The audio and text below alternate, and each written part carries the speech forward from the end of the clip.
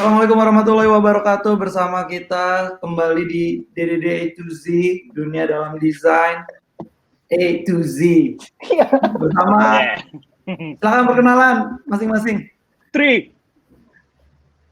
Halo, Next. gue Ryan. Ini udah rekaman? Udah. Astagfirullahaladzim. Langsung Bray. Hai, gue Bray. Dan gue vokalis MCR Haikal. Oke, jadi seperti yang kita bilang kemarin, kita kan udah di F nih ya. Kita akan bahas, kemarin kan bilangnya friends with benefit, tapi kita sekarang jadi friends with PM gitu kan. Bentar ya, gue cari outline gue. Tuh udah di. Ya. Oke, nah kenapa nih kita mau bahas ini? Jadi kemarin karena di F, terus si Bray ada ide friends with apa, terus ya kita bilang udahlah with PM aja. Kayaknya belum pernah kita bahas nih. Jadi ya balik lagi kenapa kita bahas ini? Kenapa kita bahas ini ya? Karena kemarin ada idenya F, ya friends with PM gitu sih. Iya, karena sebenarnya belum pernah kita bahas aja sih. Jadi Yeah. ya, dan kolaborasi PM sama desainer kan penting nih. Nah, kenapa ya penting, Kal? Kenapa penting? Karena kebanyakan lu kerja bakal bareng PM gitu. Kan lu sebagai product designer kerjanya sama product manager. Jadi ini yang bakal kita fokus nih, antara kolaborasi antara PM sama desainer. Jadi buat nge-deliver produk, ada yang manage produknya, ada yang ngedesain produknya gitu ya. Gue Ya, tanya dulu dong, apa? PM sama PO beda nggak sih atau sama? Tuh, Nah, Patri, yang pernah jadi PO. dulu sejarahnya, anjay, di 2014 itu istilahnya product owner, karena waktu itu kita menganut Scrum garis keras ya kan di Burung Hijau. Tapi makin kesini ya lebih pas aja kalau dibilang product manager sih, karena susah sih gue jelasinnya. Tanpa menyebut hal-hal yang tabu, tapi ya begitulah, pokoknya shifting lah, sama kayak dulu UX designer ya sekarang jadi product designer gitu. Lebih simple aja lah product manager gitu. Ini ya, lebih mudah dijelaskan ya. Iya. Kayak product owner, lu on produknya terus apa gitu. Kan kalau product manager kan lebih jelas, oh lu manage produknya dari mulai pembuatan sampai keluarnya gitu. Dulu waktu gue baru masuk ijo-ijo tuh, gue kira product owner tuh bos-bos gitu loh. Si level. Emang bos dulu? Iya. Emang Jadi- agaknya kayak bos. Iya sih, emang bener sih. Fotoin semua gitu. Tapi kalau dilihat tengil-tengilnya sih kayak bos. Iya. Manipulatif Ya. gitu kan. Lanjut. Oke, lanjut ya. Oke. Jadi lu mau jadi MC-nya apa gue nih, Kak? Lu gue nih. Gua pakai kacamata gini jadi ini gua kayak MC. Gue ya, jadi- gue MC-nya. Ya, gue tetap Si MC. Katri berusaha ngelucu deh. Dia pengen bilang ini image nih. Filter lu terlalu serius nih, gua ngelucu. Oke. Nah, in general nih, collab sama PM tuh kayak gimana tuh? In general. Secara general.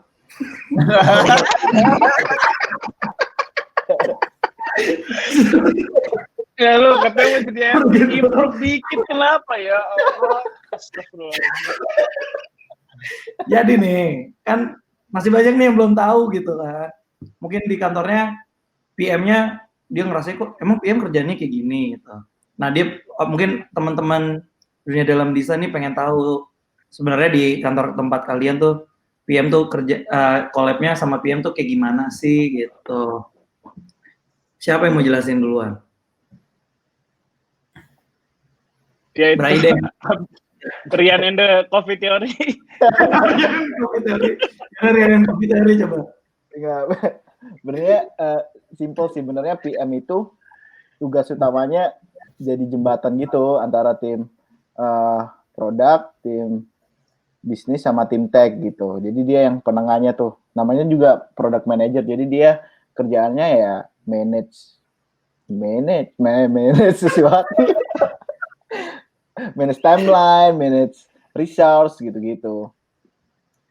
Tapi bentuk Itu kolaborasi simpelnya. Kolaborasinya banyak banget. Karena biasanya kalau kita bikin produk atau fitur kan bikin bikin produk briefnya kan bareng-bareng gitu. Nemuin masalahnya bareng-bareng, kita researchnya juga bareng-bareng juga gitu. Tapi eksekusinya emang di desainer, di PM lebih banyak lebih banyak ngerjemain keinginan produk ke tech dan bisnis gitu. Begitu juga sebaliknya sih. Oke. Kalau di kantor lu, Bray? Di We Go Go? Sama. Bray, ini dong, Bray. Apa kayak berbagi sesuatu gitu. Iya, Jangan iya. sama doang. Ya gimana? Sampai F jawabannya masa sama terus gitu.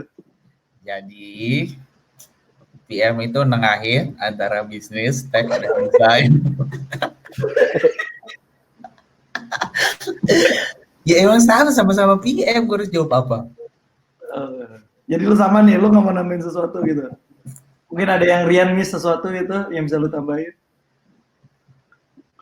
Gua dong, gua nggak dikasih ngomong kan. Udahlah, itu sama-sama. Katri, sekarang Katri. Iya. Jadi intinya PM itu kan produk nih dari nggak ada sampai di deliver. Nah, si PM ini yang tugasnya nge-manage produk itu gimana dari mulainya, terus proses di tengahnya, sampai dia deliver produknya tuh dia yang istilahnya apa ya, dia yang ngawal gitu.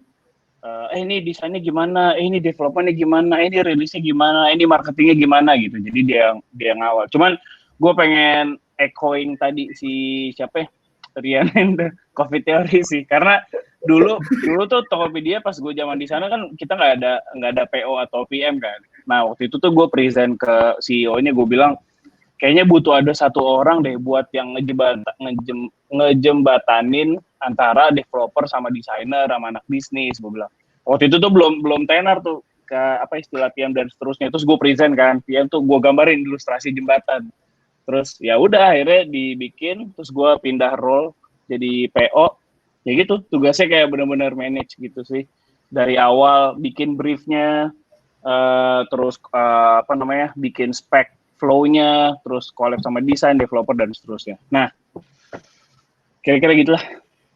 Tapi kan pertanyaannya gimana collab sama PM, bukan kerjaan PM ngapain? Bener, itu pembukanya. Oke, sekarang kalau collapse-nya gimana? Apakah kayak belum kejawab ya? Tadi baru ngejelasin kerjaan PM. Kalau Oke. kolaborasinya gimana?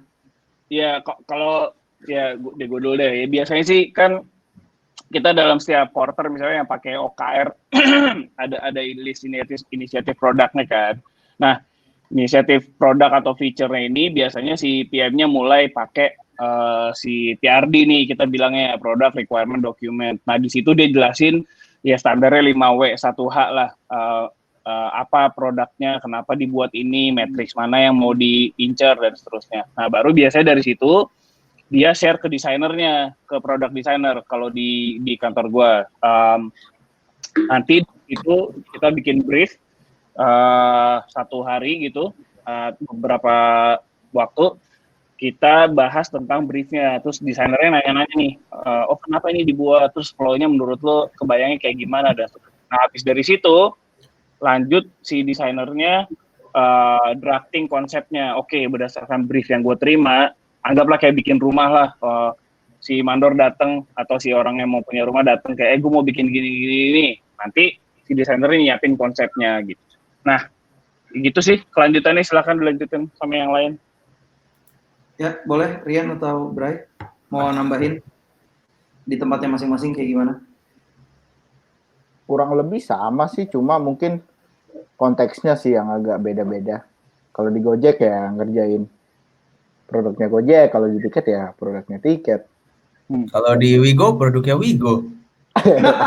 Mungkin ini ya, abis tadi dari kan udah ketemu nih ngejelasin brief, terus si desainernya drafting konsep misalnya, abis itu ngapain ya? Habis gitu biasanya kita presentasi kan, present ke PM-nya nih.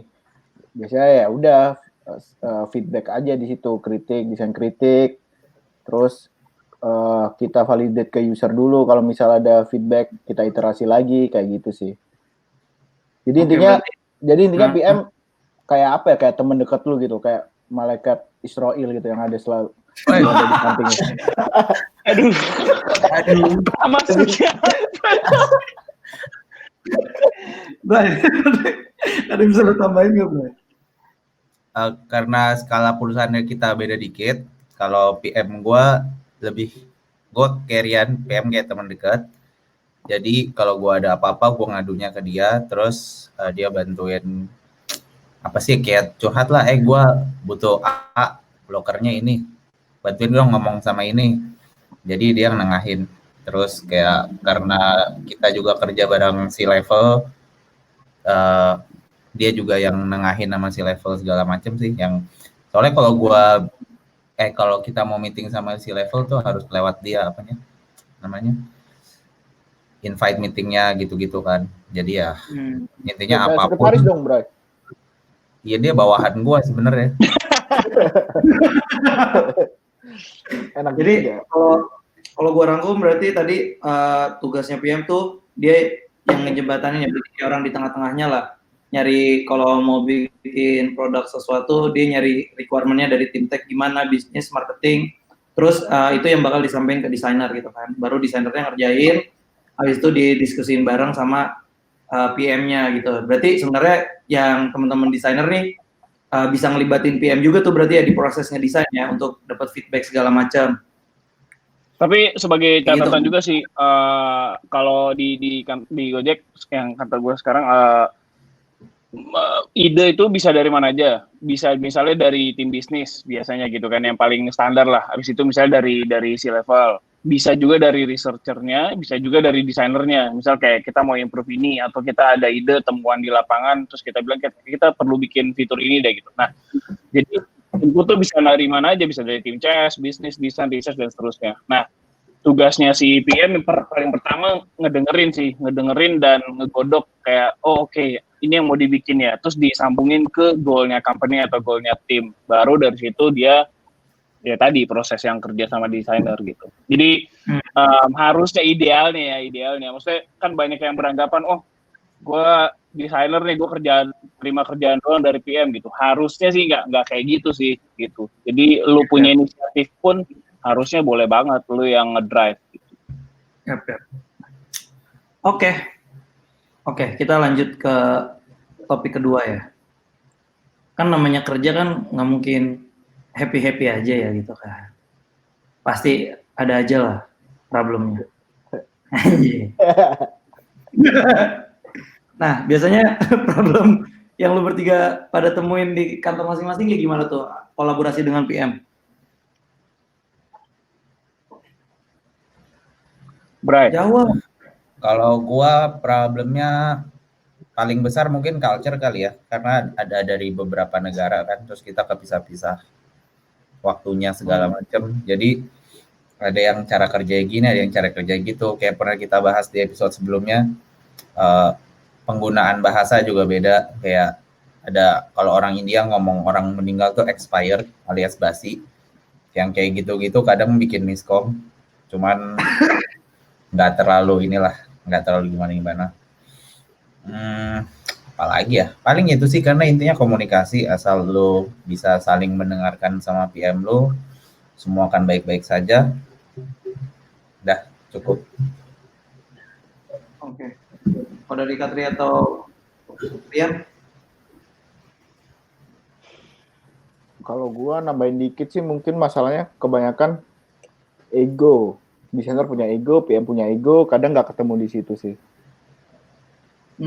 Kita maunya kayak gimana, PM maunya kayak gimana gitu. Dan ada lagi yang perlu kita hadapi, misalnya PM yang juga terlalu lebih condong ke business people gitu. Jadi kadang nggak balance juga sih, kadang bias juga kan. Problemnya kebanyakan muter-muter di situ sih. Sama mungkin kalau satu lagi tambahan. Kalau misal PM-nya kurang rapi atau apa, biasanya ada yang miss dan bikin timeline-nya jadi mepet gitu. Misal ada satu case yang ternyata belum dikerjain, itu biasanya timeline-nya bikin mepet kalau kalau misalnya mereka nggak rapi gitu. Kalau di Gojek, ya gue sebelum nambahin biar mungkin kan nanti yang denger ini kan mungkin baru tahu gitu ya. Gue pengen lanjutin aja yang tadi sedikit ya sih. Jadi pas udah lo present konsep, terus biasanya PM tuh ke engineers buat ngukur kayak nih desainnya kira-kira kayak gini nih. Nanti si developernya bakal analisis yang mana yang bisa, yang mana enggak. Terus ada back to back discussion lagi sama desainer di finalize lagi, baru masuk ke production. Terus si PM-nya yang benar-benar ngejaga daily kayak gimana perkembangannya udah sampai mana, terus bisa nggak ada kesulitan apa enggak dan seterusnya. Nanti pas launching dia juga yang ngurusin kapan launchingnya, terus pas udah launching dia juga nanti yang bikin impact analisisnya kayak report kemarin fitur ini perkembangannya gini-gini, terus share ke wider companies gitu. Ya, kira-kira kayak gitu. Nah kalau pertanyaannya permasalahan kadang PM sama desainer tuh nganggep mereka bukan temen, kadang itu jadi masalah sih, karena kayak jadi nganggep gue PM, lu desainer gitu. Kadang yang PM, gue PM-nya lu ikut gue. Kadang desainernya ego, gue desainernya harusnya lu ikut gue gitu. Nah itu sih yang mesti kadang perlu ditata hubungannya dengan ya lu jadi teman mereka, terus ngobrol nggak cuma tentang kerjaan, jadi lebih dekat aja gitu sih. Terus problem yang lain juga biasanya terjadi pas scoping fitur atau project. Jadi kayak desainer udah bikin end-to-end gitu, cuman dari sisi PM kan dia paling tahu timeline manajemennya nih. Menurut dia kalau kita bikin dari A sampai Z, ini nggak bakal kecandak nih kalau buat rilis 2 minggu lagi misal. Makanya kita harus potong. Nah di situ paling sih problemnya kayak desainer harus nurunin egonya, harus rethink lagi, oke, berarti untuk ngejar MVP gitu kan, gue mesti ngapain nih gitu. Kadang itu sih yang menurut gue selalu terjadi gitu. Kalau pengalaman gue mau nambahin gitu ya, biar gue terlihat pintar juga gitu. Kalau gue paling sebenarnya kadang tuh desainer ngerasanya dia tukang eksekusi doang gitu. Jadi PM ngasih apa itu yang harus dikerjain. Sebenarnya lu juga bisa nge-challenge itu sih. Jadi kalau emang ada beberapa hal yang PM minta nggak masuk akal dan misalnya kayak timeline-nya mepet banget, sedangkan dia minta, ini yang kejadian gue alami sendiri ya. Misalnya dia timeline 3 hari, dia minta kerjanya A sampai Z gitu. Sebenarnya nggak mungkin nih lu ngerjain sebanyak itu dalam waktu 3 hari. Nah kalau desainernya diem doang, maksudnya nggak menyampaikan apa yang ada di pikiran dia, biasanya bakal kecelek nih di sini. Kecelek tuh kayak apa ya? Dijebak lah gitu. Jadi desainer tuh harus berani ngomong juga gitu. Jangan terima apa yang ada dari PM, lu boleh nge-challenge itu juga sebenarnya. Itu sih kok problem gua alamin. Terus solusinya nih dari yang masalah yang tadi lu pada sebutin gitu. Menurut lu solusinya apa yang bisa lu share di sini untuk menanggulangi problem itu? Dari Rian deh. Solusinya ya komunikasi dengan baik. Menurut gua harus jelas dulu sih, maksudnya mungkin di perusahaan beda-beda, tapi harus jelas dulu apakah desainer ini report ke PM gitu. Kalau misal desainernya report ke lain ke design lead gitu ya, jadi ya nggak perlu takut gitu sama PM gitu. Maksudnya ya lu bisa selevel gitu. Kalau emang reportnya ke PM mungkin lain cerita ya, mungkin emang ada ya? Mungkin nggak tahu sih. Mungkin lain cerita, tapi kebanyakan biasa desainer reportnya ke design lead tapi takut gitu sama PM. Menurut gua ngapain, itu bukan bos lu gitu. Kalau bisa sih ajar aja. Solusinya sih ya, jalin hubungan yang baik, komunikasi yang baik. Kalau udah klop tuh enak banget justru saling pengertian gitu, saling bikin produk atau fiturnya bakal lebih gampang. Gitu. Kalau gue ada satu tips sih, sering-sering sync up sama update kerjaan. Jadi kadang kan desainer nih kalau lagi kerja kayak jangan ganggu gue deh, tar aja lu nanya seminggu lagi gitu. Nah kalau yang gue pelajarin dari makin kesini sih, sebenarnya semakin lu sync, semakin early lu dapat feedback, itu semakin enak biasanya. Jadi kalau gue biasanya kalau ngerjain project, gue bikin sync up 3 harian gitu sama si PM-nya. Jadi dari mulai misalnya brief pertama nih hari pertama, 3 hari atau 2 hari berikutnya gue bakal ketemu lagi sama dia buat present ide kasar gue seperti apa. Nanti dari situ dapat feedback, terus ketemu lagi 3 hari lagi baru di refine lagi si flow-nya. Misalnya udah mulai wireframe-nya udah mulai berwarna, fidelity. Gitu sih. Terus along the way biasanya pas udah mulai ada bentuknya, si PM-nya mulai ngajak tim bisnis atau tim yang lain gitu buat dapetin lebih banyak feedback lagi. Mungkin untuk sebagian orang terkesan overwhelming ya, cuman kalau menurut gue itu works buat gue sih. Jadi sync up cukup sering, dapet feedback early itu bermanfaat buat lo sih sebagai desainer. Bray, ada yang bisa lo tambahin nggak solusinya kalau ada kejadian kita tadi gitu? Ya paling penting komunikasi. Terus jangan nganggap PM sebagai atasan atau apa, anggap dia sebagai bawahan lo. Anggap dia sebagai teman lo. Jadi itu yang gue alamin sekarang. Jadi gue lapor ke head of product gitu kan, tapi gue report ke dia, tapi dia juga sekalian megang beberapa produk. Tapi cara dia approach desainer tuh nggak sebagai atasan bawahan, tapi kayak saling respect. Oke, desain itu expertise lo, jadi dia hargain gue hargain dia gitu. Terus dari itu sih yang penting menurut gue, yang bikin kerja jadi enak tuh kalau lo saling menghargain, lo tahu kalau desain PM-nya bisa kerja sama lo, kalau ngobrol sama tim bisnis dan tim tech, lo bisa ngandelin PM buat ngebantu lo juga. Jadi karena sama-sama di kapal yang sama, jadi kayak harus bisa sama-sama win-win solution gitu kan ya. Yep. Oke, berarti harus jalin komunikasi yang baik, terus kayak sering-sering sync up ya Kak. Tadi salah satu dari lo supaya dapat feedback, dan PM juga tahu lo kemarin tuh ngerjain apa aja gitu kan. Jadi kadang kan PM ngerasanya ini desainer kerjanya lambat nih, tapi kan dia nggak tahu kan problem yang ditemuin sama kita tuh apa. Terus kalau kita nggak sync up juga, kita nggak tahu nih PM tuh sebenarnya dapat masukan apa aja sih dari tim bisnis atau dari tech kan. Terus menurut gue kita nggak harus nunggu PM sih. Mungkin karena kantor gue kecil kali ya. Kalau gue nungguin PM kayak lama gitu. Jadi kayak lo jadi desainer tapi lo sekaligus campur aduk jadi dikit kayak mau nggak mau lo kerja sama developer terus tektokan sama tim bisnis. Karena kelamaan kalau nunggu semua orang bisa meeting bareng gitu kan. Oke. Berarti kayak menarik. Soalnya kalau di gua kita justru memaksa kayak satu orang harus hadir, beberapa functional terlibat harus hadir gitu di setiap sync meeting. Jadi kayak, gua nggak tahu ya maksudnya kayak gimana cara menuju nge-set itu, tapi kalau di tempat gua gitu sih. Mungkin lebih ini kali Kak, kayak lu udah nge-sync ada tim PM sama tim tech gitu kan. Terus pas lu ngerjain, mungkin lu bisa langsung tanpa nunggu sync, lu bisa make sure langsung ke tech-nya, lu ajak ngobrol gitu. Gue tadi sempat kepikiran bikin desainnya kayak gini nih, kira-kira possible apa enggak, mungkin kayak gitu kali maksud Bray. Iya, yang gue lakuin kayak yang Hekal bilang, jadi sebelum kita sync up yang weekly atau bi-weekly, gue udah ngobrol duluan sama mereka, jadi pas kita meeting tuh nggak buang waktu, terus kayak semua on the same page gitu kalau bisa. Paling entar tiba-tiba ada si level lah tiba-tiba ikutan amburadulin, tapi ya udahlah.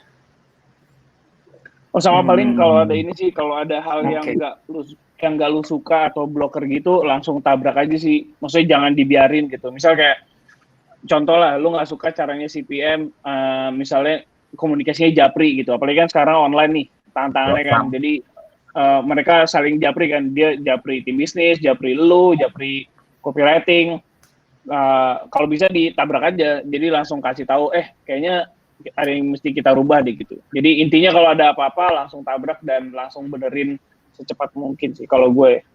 Di konfront gitu ya Kak, di siapa kayak yang begitu? Ya ada, langsung diselesaikan aja gitu. Kan demi kebaikan bersama ya. Iya. Cuma ngomongin di belakang ya. Iya. Enggak bagus kayak gitu. Oke, terus topiknya nih. Ada tools nggak sih yang biasanya dipakai biar kolaborasinya makin mudah gitu? Slack lah. Slack. Slack buat ngobrol. kerjaan. Terus Ah. yang bisa kalian pakai apa? Kalau gue paling suka pakai Overflow sih. Buat apa Karena tuh, Bray? Overflow? Apa? Overflow buat apa tuh? Lu desainer bukan? Masa lu nggak tahu sih? Gua tahu, tapi biar ada konteksnya gitu. Jadi yang dengerin tahu Overflow apa. Gue pernah pakai. Oh, ya sorry deh. Lu dramain banget Kal, parah. Bis anak emo gitu. Gimana gue bisa anggap? Kan gue dibilang gue baru kantor. Overflow tuh kayak misal lu pakai Figma atau Sketch kan ada screen-screennya tuh. Habis itu screennya kayak lu kasih panah-panah biasa lah.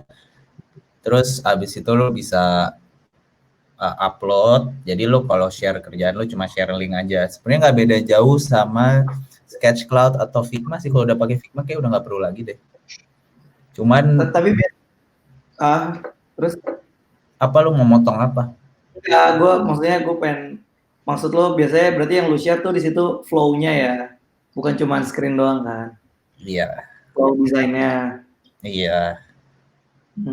Ya emang harus gitu nggak sih Kal? Kalau lu desainer?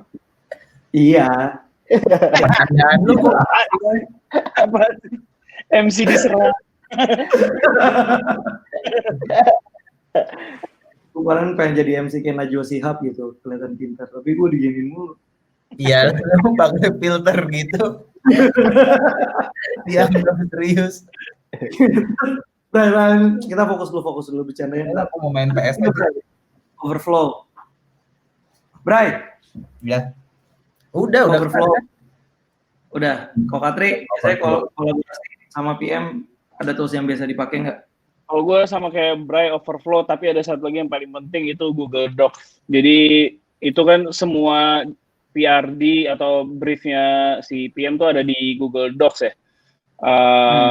Jadi pas di fase understanding brief itu kita heavy bolak-balik komen di si Google Docs-nya, komen balas, tuh lihat lagi, lu plototin gitu. Terus yang berikutnya sama kayak si Bray, si Overflow, paling nambahin aja di Overflow ya udah bisa komen. Jadi lu bisa langsung directly klik desain yang mana dan si PM-nya atau siapapun itu bisa komen dan lu bisa balas-balasan gitu. Oke, berarti kalau tadi ada bisa pakai Google Docs buat dokumentasi segala macam. Terus kalau untuk desainer flow segala macam bisa pakai Overflow ya. Jadi si PM bisa komen atau siapapun. Namanya komunikasi apa? Dan Overflow juga bisa jadi prototype sebenarnya. Jadi itu tuh ada kalau udah lu pasangin si panah-panahnya terus lu klik play itu jadi clickable prototype. Jadi ya sabilah. Iya, lebih enteng dari InVision sebenarnya dia. Sama makanya lebih gampang. Enteng kan? Enteng. Enteng. Sama komunikasi kok bisa jangan pakai WhatsApp lah ya. Wow, udah dilarang.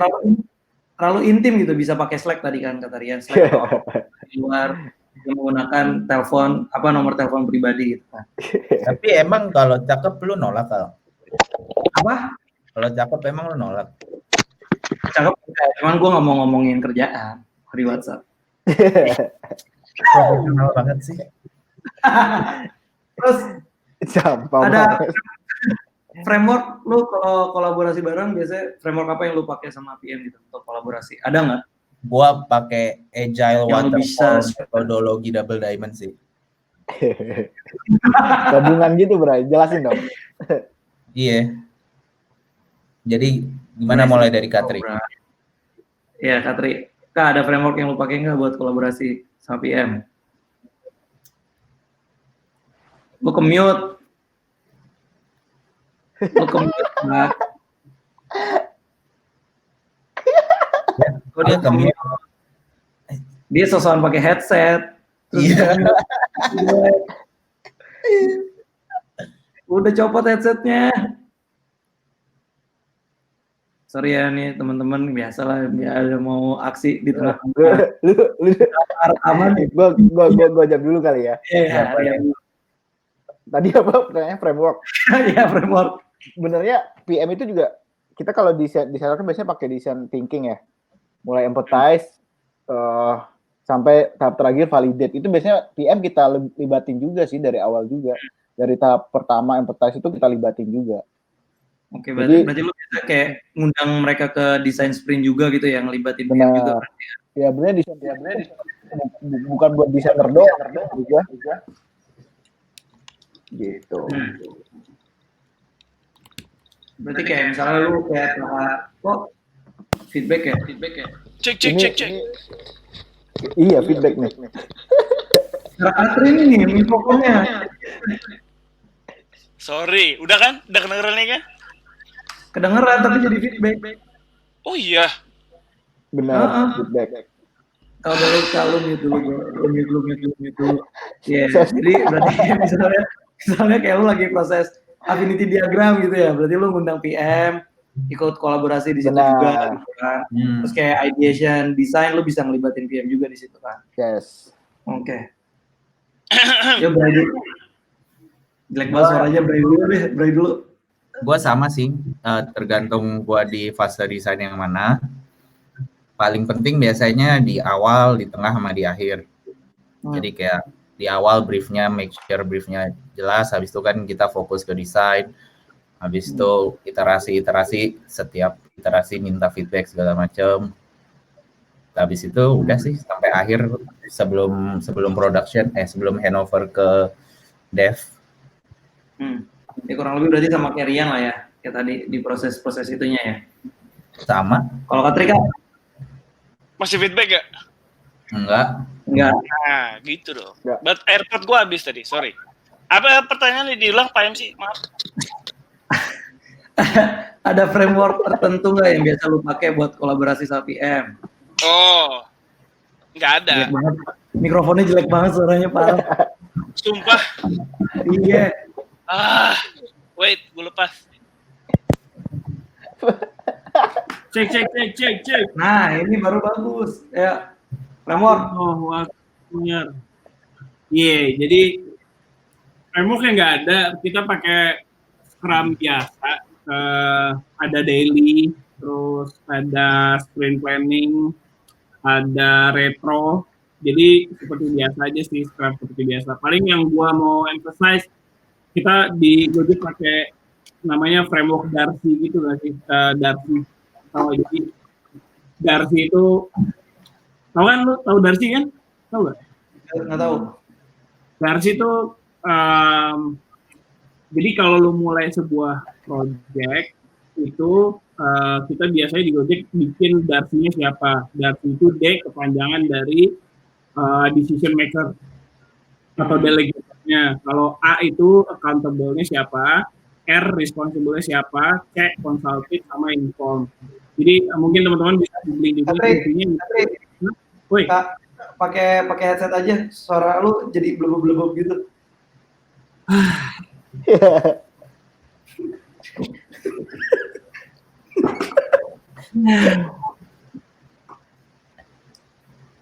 Sorry ya teman-teman, ada ya biasa lah. Namanya juga rekaman online pasti ada aja masalahnya. Gimana? Udah bener loh? Ya. Nah ya, silakan ngomong. Tadi sampai mana ya Darcy, gue ulang lagi ya, Darcy itu decision atau delegator. Jadi ini biasanya kayak mungkin si level lo, dia yang ambil keputusan. Terus yang kedua accountable. Nah accountable nih biasanya manajernya, kayak siapa nih yang accountable for project ini. Kalau R responsible, nah itu dia eksekutornya. Misalnya kayak lo nih ngerjain project satu fitur, lo yang responsible. Terus misalnya ada researchernya, dia yang responsible. PM-nya juga dia responsible. Nah, ada C, consulted. Consulted itu maksudnya misalnya lu bikin satu fitur tentang buat tim CS gitu. Nah, ada tim CS yang selama project ini tuh harus consulted, lu harus konsultasi sama dia gitu. Nah, yang terakhir ada lagi inform. Inform tuh mungkin bisa jadi the whole team, misalnya tim marketing misal. Jadi walaupun dia nggak ikut serta di project ini, tapi dia harus selalu lu kasih inform gitu. Jadi kayak update-nya statusnya udah sampai mana. Nah, itu bisa teman-teman coba sih, itu lebih lebih enak dan structure. Jadi lu tahu nih kalau ada satu project Darcy-nya tuh siapa. Oke, jadi kayak lu tahu nih lu butuh ini, lu harus kontak siapa, lu mau tahu ini siapa gitu kan.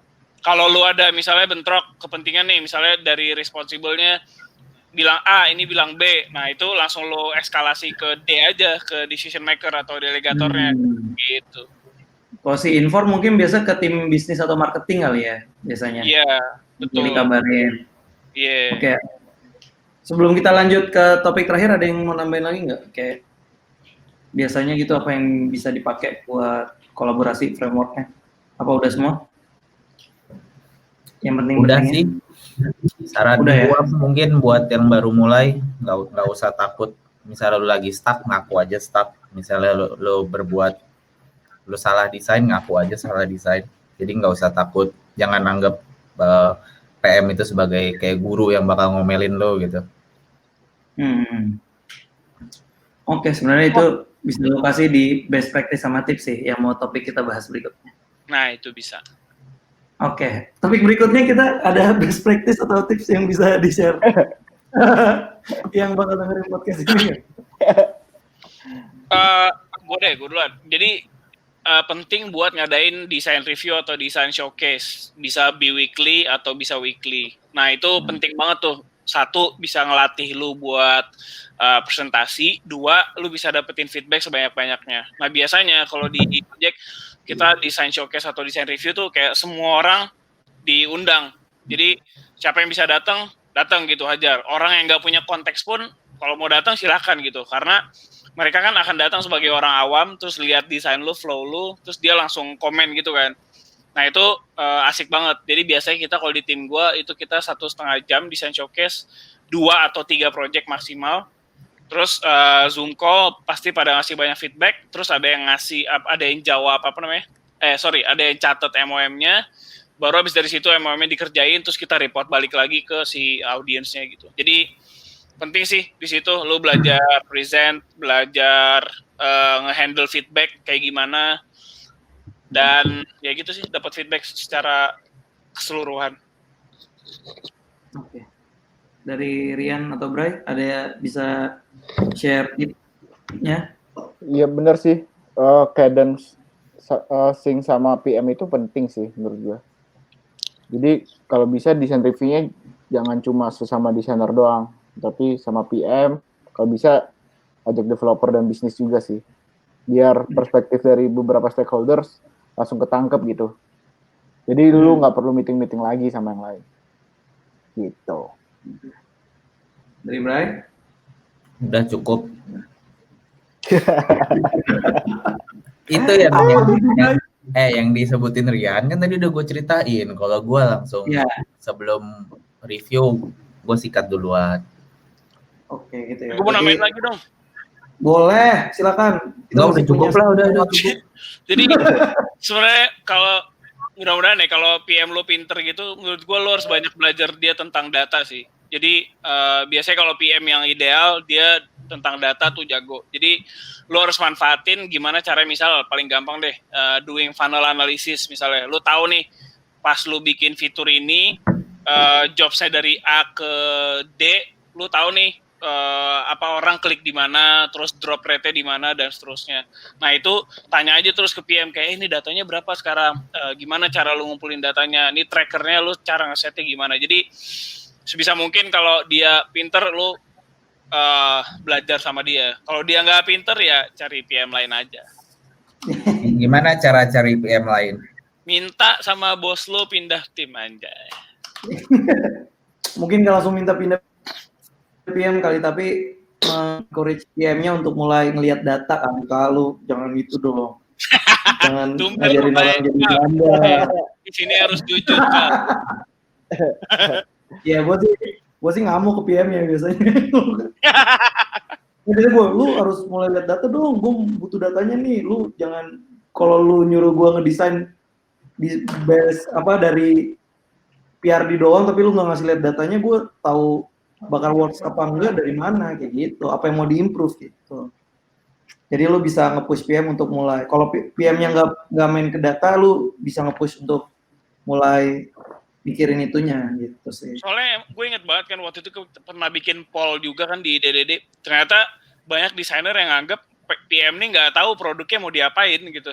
Kayak dia nggak tahu produknya mau dibawa kemana, visinya nggak jelas. Nah itu kurs banget sih. Jadi ya either bisa lu tabrak atau lu kasih tahu. Kalau nggak bisa dikasih tahu ya udah ganti aja. Oke. Cari kerjaan baru aja. Iya. Dagang kopi aja lah. Kopi udah terlalu saturated sih, mendingan dagang yang lain. Kita buktikan itu nanti. Oke, kita bahas. EDD Di webinar episode G. selanjutnya. Di webinar selanjutnya kita agak desain tapi ada belok-belok dikit gitu ya. Yoi, entrepreneurship canda. Ini ada pertanyaan nih. Ini kayaknya dia ada beberapa pertanyaan tapi kebanyakan sebenarnya udah kejawab semua sih kalau dia dengerin full podcast ini. Ini yang kayaknya nih orang mau jadi PM nih. Dia nanya kayak persiapan untuk jadi PM tuh sebenarnya hard skill yang dibutuhin apa aja sih? Ada yang bisa bantu jawab nggak? Karena sebenarnya pertanyaan yang lain udah kejawab semua sih tadi. Mungkin dia bisa cari akun Instagram namanya Dunia Dalam PM. Gak lucu kan? Tahu kan? Gak lucu sih emang. Benernya kalau PM itu banyak soft skill-nya, Kal. Lebih Benernya. justru yang harus didapetin soft skill-nya ya. Tapi kalau menurut gua tipsnya mungkin banyak apa ya? Product knowledge-nya harus ini sih, harus tinggi. Maksudnya jangan sampai lu jadi PM tapi lu nggak tahu produk yang perusahaan yang bakal lu apply gitu kan. Zong banget kalau kayak gitu. Emang dia mau apply kerja ceritanya? Enggak sih, kayaknya dari pertanyaannya dia pengen jadi PM. Oh. Gitu. Terus ada lagi nggak? Skill. Kalau kan gue juga di Gojek designer tuh dilibatin ke dalam interview ini ya, interview PM. Jadi ada 8 level gitulah. Nah, desain dan konsep itu sebenarnya ada di level-level awal. Jadi gue bisa asumsikan bahwa kalau misalnya di Gojek yang paling penting adalah lu punya kayak visi produk gitu loh. Lu kita kasih challenge nih. Lu tahu nih produk ini mau diapain. Terus lu tahu cara ngukurnya gimana dan lu tahu konsep, bukan berarti lu harus bisa desain tapi lu tahu kira-kira lu kebayang mau buat seperti apa gitu. Jadi pas di challenge yang interview di fase desain itu kita ajak mereka sketching. Kita mau tahu kayak lu kebayang gak sih kalau bikin produk gitu. Anggaplah lu gak punya desainer tapi lu disuruh ngegambarin produknya kayak gimana gitu. Jadi kita ajak mereka buat sketching, kita lihat nih orang bisa gak nih mentranslate objektif ke dalam solusi gitu. Itu sih yang paling penting. Sama yang abis itu kalau udah lolos itu data sih. Nah itu data ya harus kuat banget sih. Kayak sesimpel gini deh, lu bakal ditanya kayak kita mau bikin aplikasi delivery cucian misal. Menurut lu berapa size market yang bisa kita dapetin pas kita launching gitu? Nah, itu kan keras tuh mikirnya. Jadi ya kayak gitulah kira-kira. Berarti yang harus dipikirin bukan cuman dari segi nge-manage produknya doang, tapi lebih kayak ngembangin si produknya itu juga ya. Kayak gitu kan. Bukan cuman maintain apa yang udah ada gitu kan. Sama punya visi sih. Visi kayak di depan tuh dia bisa lihat gitu loh. Visi sih penting sih menurut gua. Apalagi kalau lu mau kayak influence atau inspire desainer gitu kan. Kalau lu nggak punya visi itu desainer lu kayak itu zaman 2010 bos kayak gitu loh. Dan kalau dia punya visi, dia bisa ngeyakinin desainernya kayak kenapa ini mesti dibikin atau kenapa ini mesti dirubah. Iya. Visi atau manipulatif tuh? Digabung aja.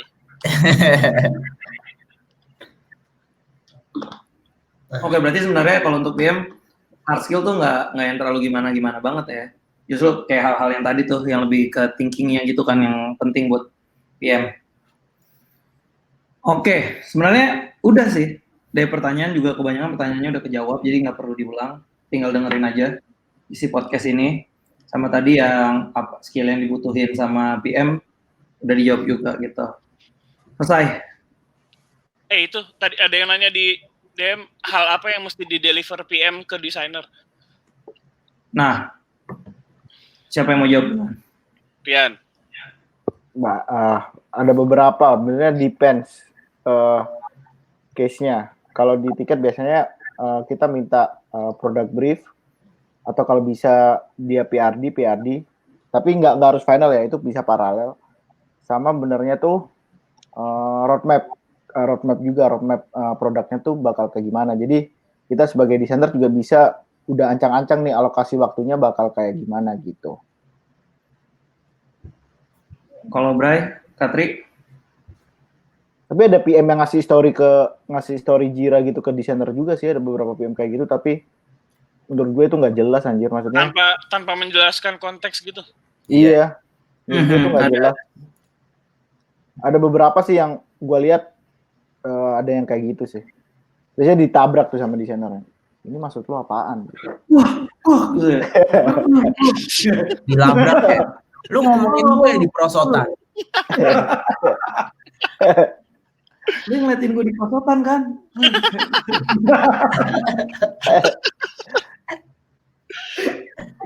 Oke.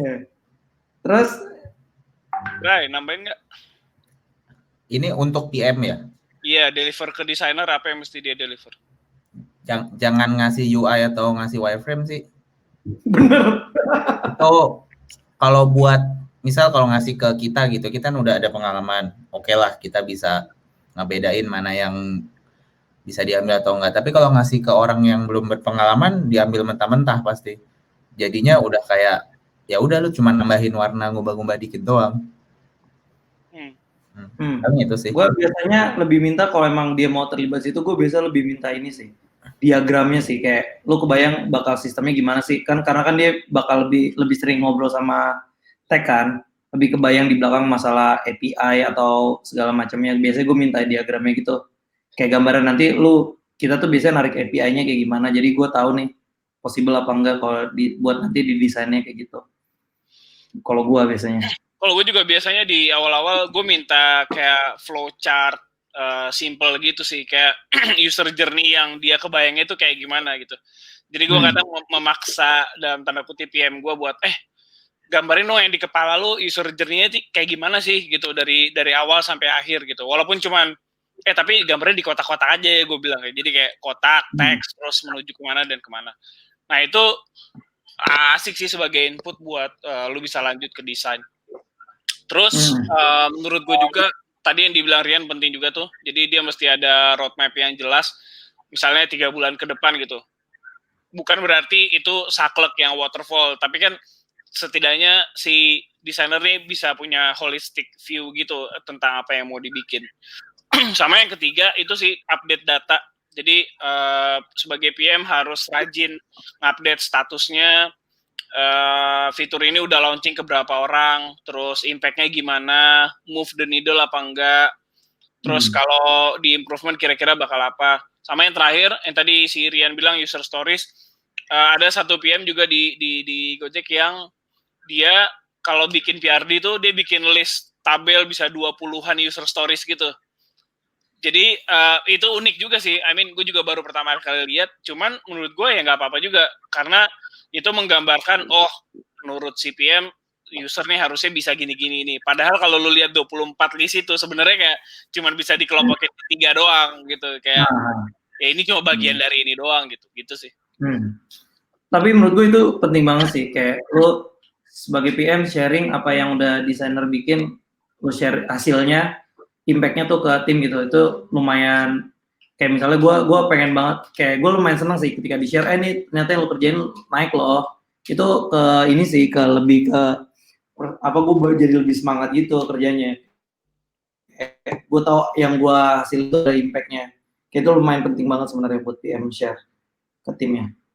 Oke, sepertinya cukup ya. Udah berapa lama kita? Emang kemana sih, Bray? Si Bray tadi izin katanya mau pipis. Jadi sebelum dia balik, ini kita tutup aja sebelum dia ngomong yang aneh-aneh.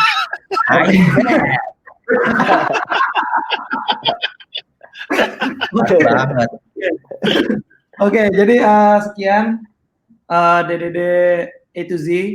Kak, satu lagi tuh yang masalah WFH belum lu jawab. Yang mana? Iya, ada challenge gak pas lagi WFH sekarang collab sama PM? Ya gue yang nanya deh, ada nggak, Kal? Apa? Lu nanya apa? Kayak Sri Mulat anjir, ulang-ulang. Problem kalau ada Kalau problem. di WFH gini, collab sama PM terganggu nggak? Atau biasa aja atau gimana ya? Enggak sih. Kemarin kita kayak ngobrol terus ideation bareng kayak misalnya simple kayak kemarin grouping problem kita pakai Miro segala macam. Sebenarnya sekarang toolsnya udah banyak banget sih buat collab online. Jadi nggak jadi hambatan sebenarnya. Pernah juga kita kayak pakai Google Meet, terus desainernya share screen, terus kita brainstorming bareng di situ. Coret-coret desainernya nyoret-nyoret, dapat input dari PM. Kayaknya nih enak begini ini segala macam. Jadi sebenarnya nggak ada masalah sih, fine-fine aja. Lebih enak malah sebenarnya. Kadang kan kalau pas ketemu langsung, pas di kantor gitu ya, kan duduknya jauh-jauhan tuh. Kan tiket bahkan ada yang beda kantor gitu kan, PM lebih sama engineer di gedung yang beda, lebih susah ketemunya gitu. Justru kalau offline ini lebih gampang, kita bisa langsung online aja ngapa-ngapain gitu bro. Sama. Kalau gue enakan ketemu langsung sih. Nah, gimana tuh? Kayak gue butuh apa, samperin, ngomong nggak nyampe 5 menit kelar. Kalau WFA kan tunggu-tunggu. Untuk beberapa hal emang ada pros and cons sih. Kalau kayak gue kemarin karena ngerasain harus ke gedung B, kalau beda gedung ya. Ntar balik lagi ke gedung A buat lanjut gitu-gitu. Sombong banget. Ada enak dan gak enaknya. Kalau offline enaknya lebih cepat kelar. Cuman kalau online, kalau lu mau bahas sesuatu lebih gampang aja. Nggak perlu lu nyamperin atau nunggu dia available di meja atau gimana gitu sih. Dan kadang waktunya bisa lebih efisien ya kayaknya kalau online tuh. Online tuh WFH kan maksudnya? Iya. Jadi kayak abis lu meeting kan tepat sejam, lu bisa langsung switch ngapain lagi gitu kan. Kalau lu malah kalau WFH lagi meeting pun kalau lu nggak perlu ya udah lu mute foto, lu mute suara, udah lu sambil kerja. Benar. Gitu sih. Ya ada plus minusnya lah. Kalau offline enaknya ya lebih cepat aja kelar ngebahasnya biasanya. Kayak gitu sih. Tapi nggak jadi hambatan juga kok WFH. Yang jadi alasan lah, nggak bercanda. Coba. Udah ya, cukup lah ya. Kita mau main game nih habis ini. Iya, udah nggak sabar mau. WFH kurangnya ini. Ditambahin lagi sama Bray coba. Udah Bray, cukup Bray. WFH kurangnya. Sekian. DDD A to Z. Lu kayak jadi nggak bisa sampai ketemu di IG sama PM lu gitu. Google Hangout. Bye, thank you semuanya. Bye-bye. Bye-bye. Siap. Thank you. Bye. Nah, lu jadi mau